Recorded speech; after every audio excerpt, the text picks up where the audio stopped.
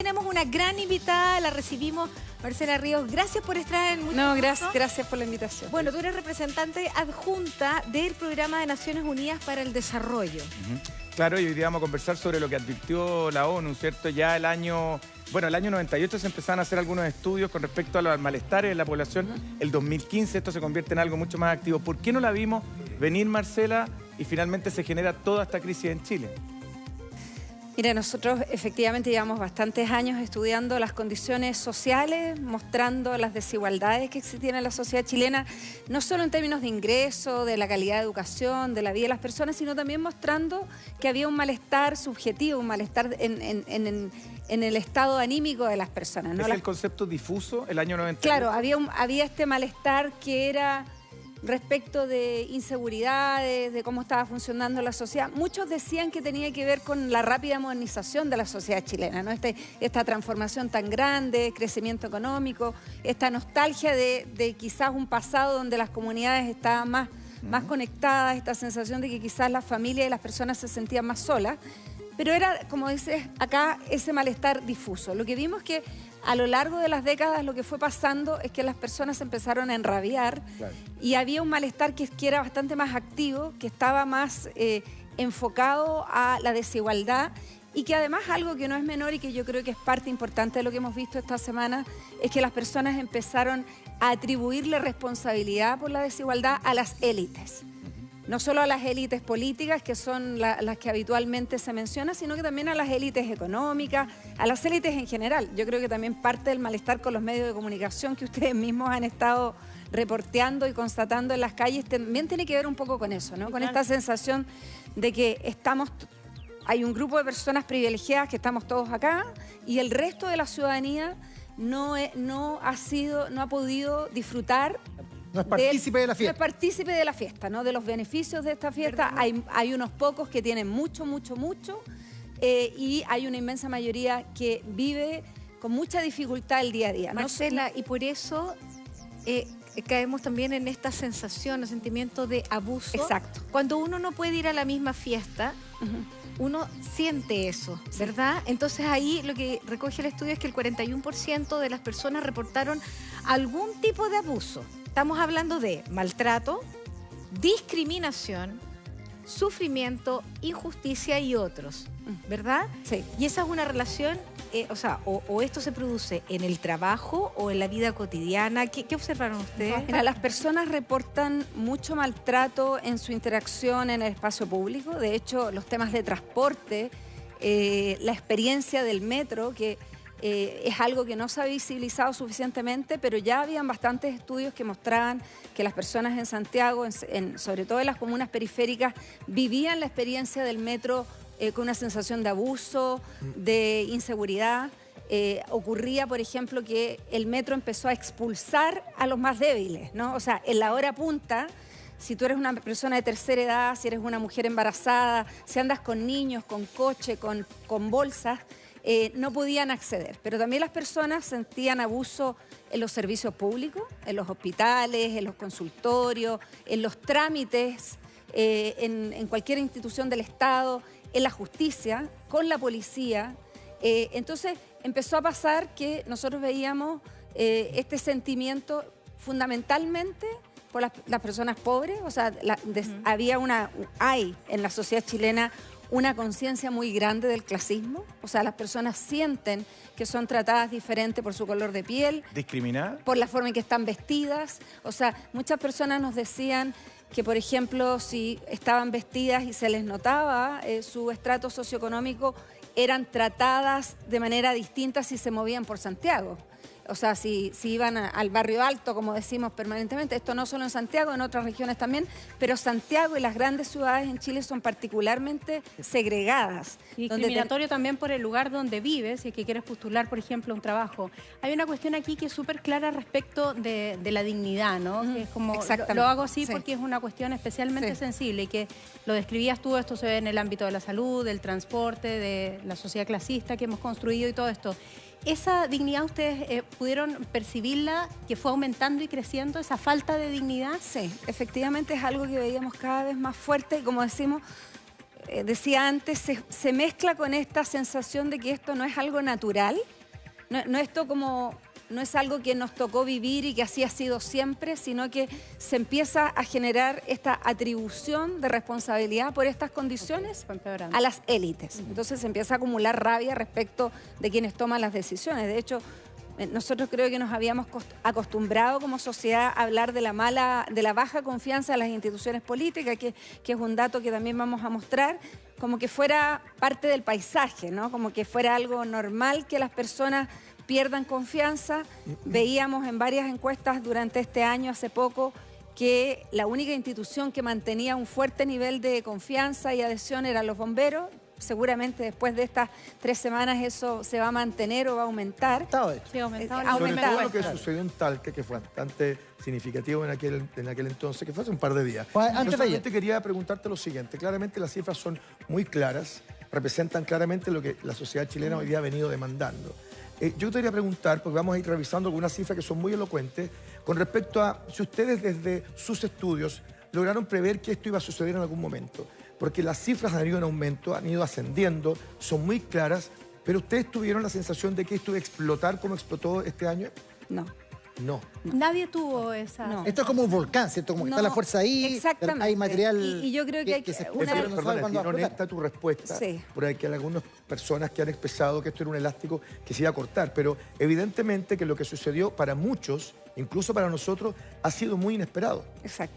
Yo creo que acá, si me permiten, además creo que las élites, incluyendo los académicos, de los que yo soy parte, también han pecado muchos de humildad intelectual, ¿no? En el sentido de que ahora pareciera que mucha gente sabía que esto iba a ocurrir y que siempre lo supo, y yo creo que eso en realidad no es así. O sea, nosotros lo que veníamos diciendo, siempre poniendo luces amarillas y de alerta, y también debo decir que muchas veces fuimos criticados por decir, se decía, el PNUD siempre está poniendo el punto negativo, somos, dele con el malestar, Miren las cifras de crecimiento económico. ¿Para qué insisten con eso? Entonces, nosotros lo que sí decíamos, acá hay una situación anómala, esto no es habitual, esto no es normal, esto no es igual que en todos los países, puede llevar a un deterioro de la convivencia, puede llevar a deteriorar la legitimidad del sistema democrático. Marcela, hacíamos una evolución desde el año 98 al 2015, sin embargo, entre medio viene un periodo que es importante porque la gente empieza a manifestar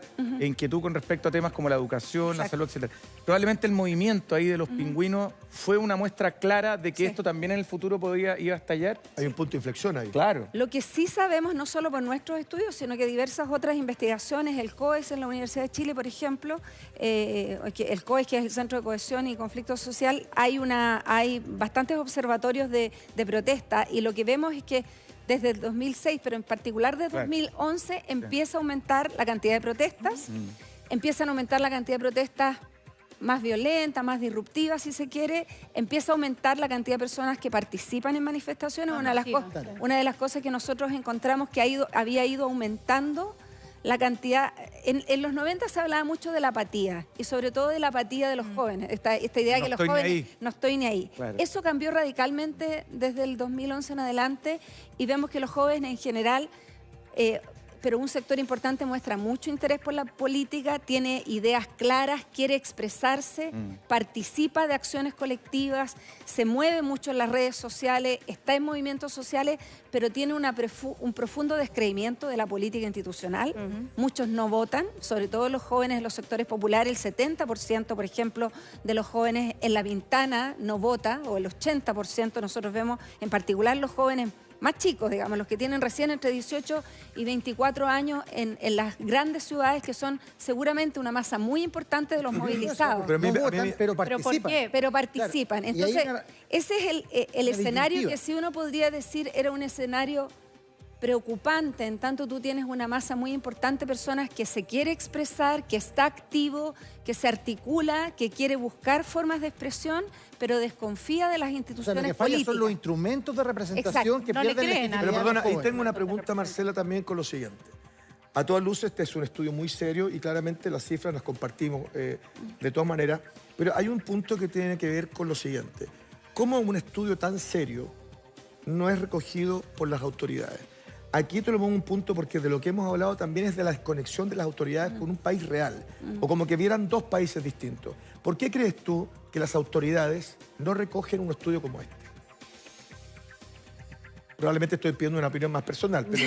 No, mira, hay una mezcla de cosas. Nosotros en el estudio Desiguales que publicamos en el 2017 y que mucha gente ha citado por estos días como diciendo que esta era una luz de alerta, hay un capítulo respecto de quiénes son las élites, ¿no? Y hacemos un recorrido de los últimos 20 años de la procedencia de los ministros, ministras, diputados, parlamentarios.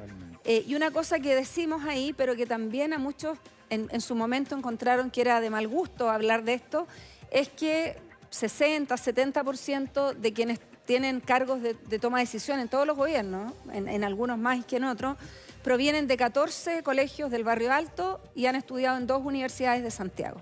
O sea, muy poca gente de regiones, prácticamente nadie de colegios, de liceos públicos, personas de sectores populares tienen una enorme dificultad para llegar al Congreso, para llegar... Y eso, que muchas veces cuando se pone sobre la mesa y se... Primero hay quizás una reacción de que hablar de esto es como de gente resentida, ¿no? Porque se asume que quienes están ahí por méritos, ¿no? Entonces está fuertemente instalada este discurso del mérito como para... No sé si esconder a propósito, pero sí es un relato que se da para tratar de interpretar la desigualdad, ¿no? Marcela, Entonces, pero yo creo que eso ya se destruyó. Yo creo que eso hoy queda totalmente... Y entonces esa es una de las razones, como es de tu pregunta, Luis, en el sentido de que cuesta a las élites ver a la sociedad porque porque están muy alejados del resto, porque no llevan a los niños a la escuela pública, porque no se atienden en FONASA, porque no tienen que esperar para una cirugía, porque no tienen que tomar el metro a la hora punta. Entonces creo que ahí hay una desconexión que se necesita la democracia chilena hacerse cargo de cómo nuestras instituciones son más plurales, digamos, y también el rol de los partidos políticos, por cierto. ¿Y sabes qué? También lo que nos toca a nosotros como sociedad. Mira, hablemos de la percepción de la desigualdad. El 68% cuando ustedes hicieron esos estudios siente molestia por acceso diferencial a una buena atención médica. Porque quiero recalcar que obviamente las autoridades tienen un rol fundamental en esto, pero también a nosotros como sociedad. ¿Qué hicimos cada uno de nosotros para que esa atención médica fuera buena para todos? A ti te debe pasar y a todos que todos los años estaba la gente atendiéndose en sillas, no habían camas, horas de hora en los pasillos, en las urgencias. ¿Qué pasó que nosotros no despertamos frente a esos hechos? Mire, además del tema anterior, hay distintas formas, digamos, de avanzar en protección social. No hay un solo modelo en el mundo que uno diga hay una sola receta. Distintos países han buscado distintas recetas. Y Chile es un país que efectivamente logró avanzar de manera muy importante en reducir la pobreza, en crecimiento económico, en generar riqueza, en aumentar la cantidad de empleos. Pero eso no se ha hecho a la par de mejorar las condiciones de las personas. Tenemos una cantidad muy grande de personas que tienen empleo, pero los salarios son extremadamente bajos. Precarizados los empleos. Y eso, entonces, lo que se ha hecho es que se está permanentemente poniendo en una balanza que mayor distribución de ingresos puede frenar el crecimiento, ¿no? Bueno, o sea, si gastamos más o le quitamos a los inversionistas, esto puede frenar el crecimiento. Y en eso quizás se ha sido muy extremadamente cauteloso. Oye, aparte que el crecimiento se frenó igual, si hablamos en esos términos, no se tomaron esas medidas, y de hecho, hoy día tenemos un crecimiento bajo, y hay algunos que plantean, todavía tal vez no entendiendo lo que usted está explicando, de que si Chile siguiera creciendo a las tasas de los 90, esto no hubiera pasado. ¿Usted comparte ese juicio? No, porque efectivamente lo que vemos, y desde los informes de Naciones Unidas a nivel mundial y en América Latina, es que crecimiento no es lo mismo que desarrollo. Exactamente. El desarrollo no es solo ingresos. Y por eso acá hay temas que son quizás de solución más rápido. Por ejemplo, si se pudieran poner todos de acuerdo, se podría subir la pensión básica solidaria muy rápidamente. Hay temas que son más complejos y de más largo aliento. Por ejemplo, cómo nos hacemos cargo de tener salud para ricos y salud para pobres, educación para ricos, educación para pobres, pensiones para ricos. ¿Cómo hacemos para generar sistemas de protección social que sean más integradores y que generen más cohesión social? Claro. Marcela, además ya el 2015 el 50% de la gente consideraba que su salario era injusto. Incluso ya el 70% de la gente dice, somos mal pagados. Exacto. Ahí se empieza a generar también, estamos hablando hace 4 años. Sí. O sea, lo que se empieza a generar también este odio. ¿Cuál es el concepto que tiene la gente ya en esa época con respecto a que en el Parlamento tampoco se hacía nada o mucho por acelerar proyectos que les llegaran y los beneficiaran? Exacto. Mira, una de las cosas que es... Perdona, te lo digo por el desprestigio a los partidos políticos. Y yo creo que ahí hay un tema súper complicado, porque creo que, y también estando acá, los medios de comunicación tienen un rol súper importante en esto, porque cómo se hace crítica constructiva, cómo se busca mejorar el funcionamiento de la democracia sin desprestigiar la política. Claro. Sin desprestigiar, porque no hay ninguna democracia que funcione bien sin partidos políticos. No hay ningún sistema democrático justo donde las condiciones de vida de las personas sean buenas sin política. Entonces, creo que ahí necesitamos avanzar, pero también es cierto que las personas tienen reclamos genuinos. Por ejemplo, hoy día está la discusión del límite a la reelección, claro, y vemos que la letra chica es de este porte. Sí, partimos ahora. Claro, y habiendo personas que ya llevan 30 años en el Congreso, quieren que el límite a la reelección empiece a regir en el próximo periodo. Entonces tú dices, o sea, también se ha instalado, parte de eso, alguna parte de esa es injusta la sensación, pero una parte también es razonable cuando desde el Congreso no se reconoce que, por ejemplo, el tema de las dietas parlamentarias que se ha venido planteando hace muchos años era descartado como una medida populista, no entendiendo lo que significa para una persona que gana 350.000 pesos o 400.000 pesos, 800.000 pesos, ver que los parlamentarios reciben una dieta de 5.000, de 5 millones. Yo creo que eso intensifica la rabia. Exacto. En tema de la injusticia social. Y claramente eso no amplía la billetera del país, pero lo que sí hace es una señal clara de que hay empatía con lo que la gente está recibiendo. Vamos a revisar algunas gráficas que también hablan de este estudio, percepción de la desigualdad, pero hay otra. Percepción de la desigualdad, del 67%, siente molestia por no poder acceder a una buena educación, algo que tú también hacías mención. Lo hablábamos a propósito del movimiento de los pingüinos, 2006, 2011...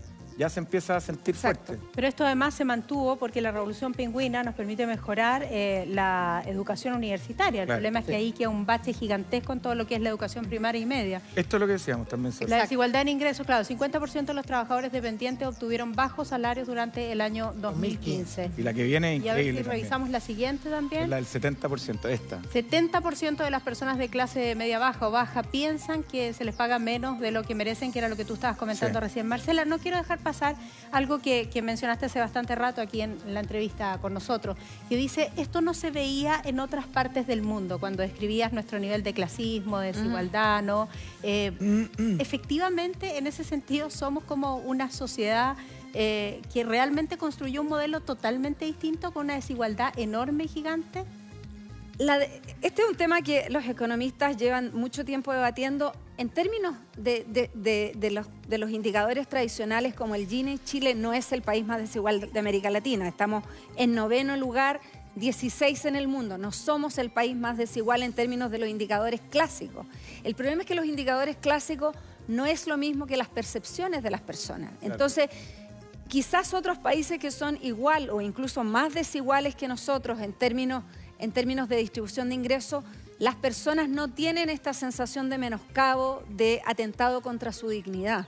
Y ahí se mezclan temas históricos, quizás de clasismo, que han sido muy fuertes en nuestra sociedad y que no se han logrado transformar, con la forma en que se construyó el sistema de protección social, que son sistemas de protección que al final del día están estructurados de la manera que el mercado y las personas de altos ingresos resuelven sus problemas a través del mercado. Una mezcla de factores, claro. Te entiendo.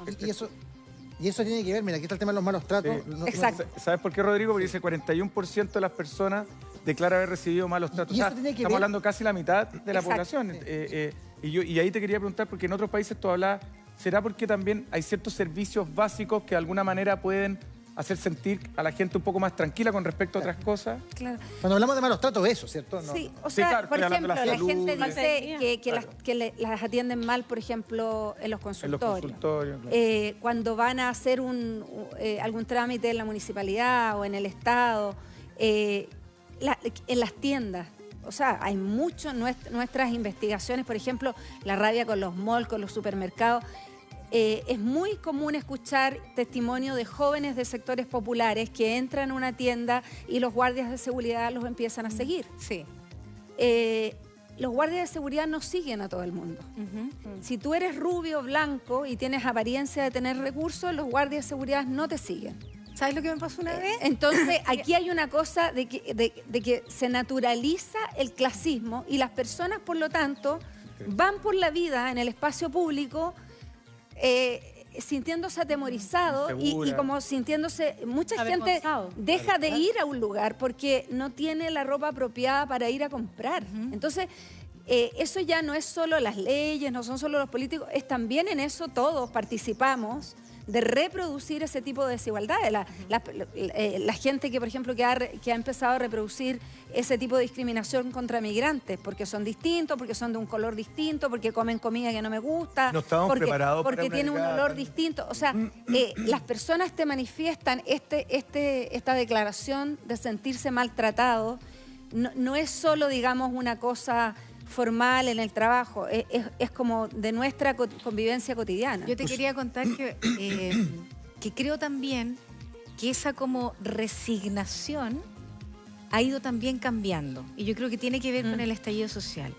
Me ha tocado ver en situaciones, por ejemplo, de el guardia siguiendo a alguien, que esa persona lo encara. Antes, como que esa persona se resignaba y decía, bueno, esto es así, me voy. Ahora no, me ha tocado ver. ¿Por qué me estás siguiendo? Yo no he hecho nada. ¿Quieres revisar mi mochila? Creo que ese Chile ha ido cambiando. De decir, ¿saben qué? No más. Exacto. Y lo podemos ver en los locales comerciales y lo hemos visto también durante este estallido social, en las protestas, en las marchas. ¿Por qué me estás siguiendo? ¿Sí? ¿Tú has visto ese cambio también? Y sabes que en uno de los temas que nosotros lo vemos muy claramente, una de las razones de las personas de sentirse discriminadas, de las mujeres, en un alto porcentaje decía sentirse discriminada solo por ser mujer.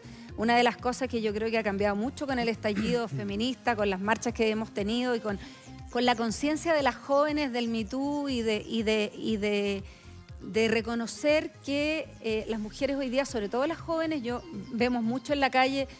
Esta gráfica, Marcela, tiene que ver con lo que tú dices. Exacto. 41% creía que se debe a su género. Que solo por ser mujer eras discriminada. Y entonces, creo que crecientemente todas, pero en particular las jóvenes, no están dispuestas a aceptar malos tratos. Ayer yo iba por Tobalaba, iban dos chicas en bicicleta y unos tipos les empezaron a tocar la bocina y a gritarle según ellos, piropos. Y las chicas pararon y los encararon, los agarraron a garabato, le mostraban el dedo. Y yo estaba viendo esta escena y digo, yo me acuerdo que cuando yo era niña o cuando era joven, si alguien te hacía algo, uno se achuntaba. Le daba miedo. Claro. Me acuerdo perfectamente que alguien te hacía algo en la micro y uno se bajaba de la micro. O sea, me acuerdo haber tenido 13 años y haber caminado 30 cuadras porque alguien me trató de tocar en la micro y haberme tenido que bajar. Y totalmente humillada. Y uno así, y además no le contabas a nadie. No, porque... Entonces, hoy día, tanto los jóvenes en general, pero las personas están encarando el maltrato. Pero yo creo que, Marcela, no solo eso, a lo mejor buscando luces de salida también, porque las cifras las vamos conociendo, las hemos ido desglosando acá también. ¿No les da a ustedes la sensación de que hay algo súper positivo hoy día, de que todos estamos obligados a hablar de esto? Y todos estamos haciendo la reflexión interna, lo que hemos dicho, no solo en nuestros puestos de trabajo, sino que nosotros como personas en interacción con los vecinos, con las personas con las que trabajamos. Creo que esa reflexión sí ha sido súper profunda. De la manera en que hemos llegado a esto, digamos, y con el costo que ha tenido, de todas maneras hay una luz de salida, como para comenzar a construir desde este momento en que todos tenemos que mirar el tema. ¿Te puedo agregar una cosa, Soledad? Fíjate que estaba pensando. Ayer tuvimos un momento muy significativo en el programa, tuvimos un momento muy, muy emocional.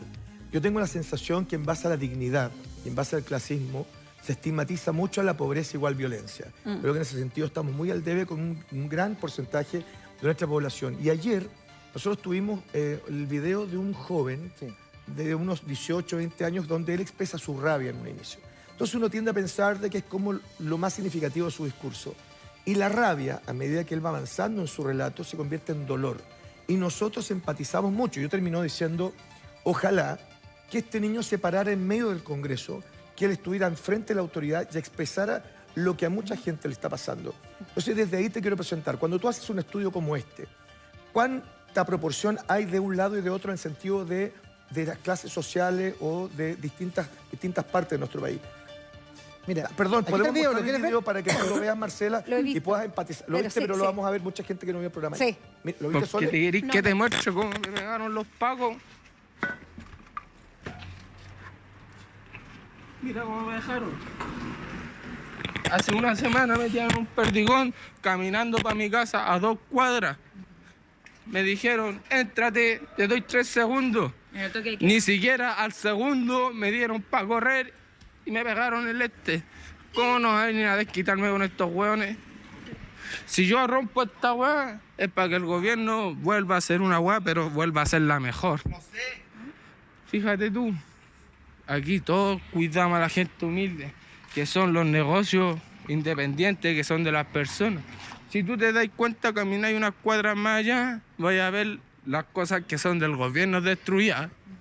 Ni siquiera la educación en Chile se ha mejorado después de, 18 años que han marchado los pingüinos y estamos en la misma. La gente ya está pidiendo dignidad, señorita. Está pidiendo dignidad. Mi abuela tiene 110.000 pesos que con suerte le alcanza para ella ayudar a compartir para sus remedios. A sus remedios. ¿Y qué comemos nosotros? Tengo que almorzar en mi trabajo, tuve que buscarme una pega que me den el almuerzo y el transporte. Y me pagan 350.000 pesos mensuales siendo digitador.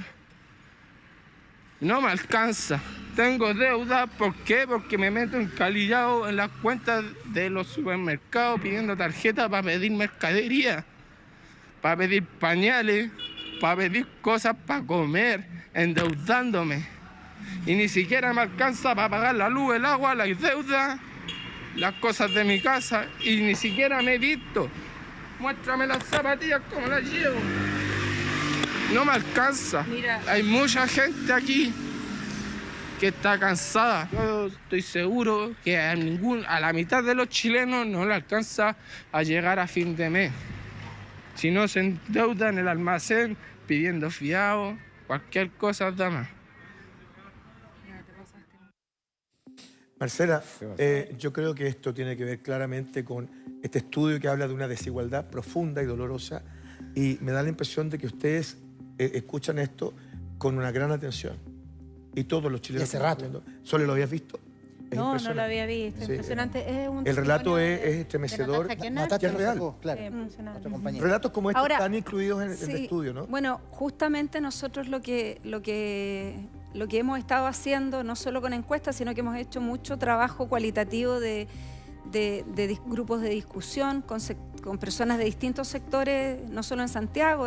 Tratamos de, siempre que hacemos investigaciones, escuchar la voz de las personas. Ampliarlo a regiones. Ampliarlo a regiones, escuchar y lo que dice el chico acá es una sensación muy extendida, ¿no? Esto de la sensación de impotencia, de rabia, de indignidad también. Ahora, mira, una de las cosas que yo creo que cuesta hoy día en la coyuntura es también salirnos de esta cosa dicotómica como o nos centramos solo en la violencia y condenamos la violencia, o tratamos de entender lo que está pasando y ver cómo salir hacia adelante. Entonces, yo creo que pueden ir en paralelo. Sí, ¿no? de cosas que se anulan una con otra.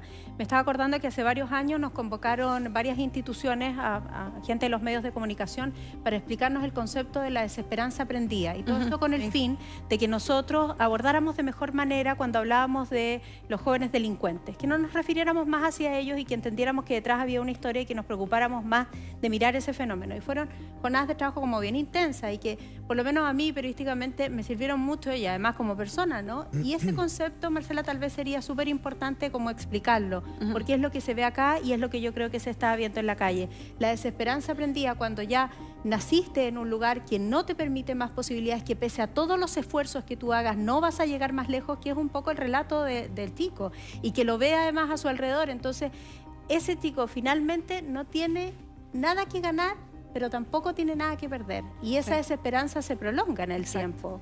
Claro, yo creo que... Oye, perdona Marcela, y la se desconfianza. se conecta con esto, y además no tiene ninguna confianza. La desconfianza. Él dice no cambió nada en la educación, no ha cambiado nada. Ya claro. el año 2018, dice 3 de cada 4 personas dicen no confiar en...